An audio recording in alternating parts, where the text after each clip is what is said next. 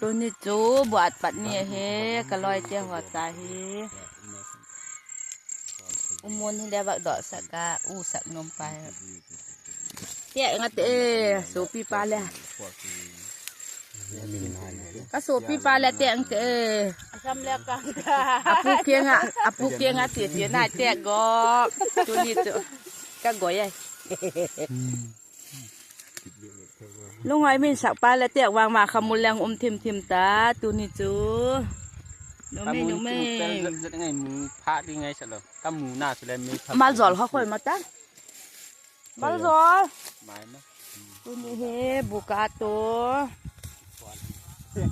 ทำไมจุ่มเป็นจัด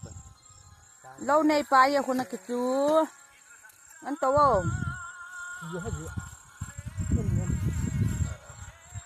ลักกิมอ่ะ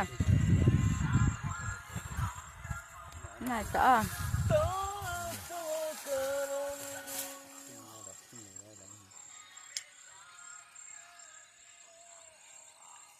그래, 제일 간 가려 엄마 그럼. กับหมูก็มีเด็กเสียๆด้วยมันด่าแล้วก็มีน้อยน่ะมึง เสียๆด้วยมั้งล่ะ มองอ่ะ หักตานตอลำกูกูนี่ตักให้ นี่เขามาจอลมีแล้วว่าวากยิงเอ้ พูนนี่สิมันลากกินเด้ พวกนี้จะแค่นั้นมั้ง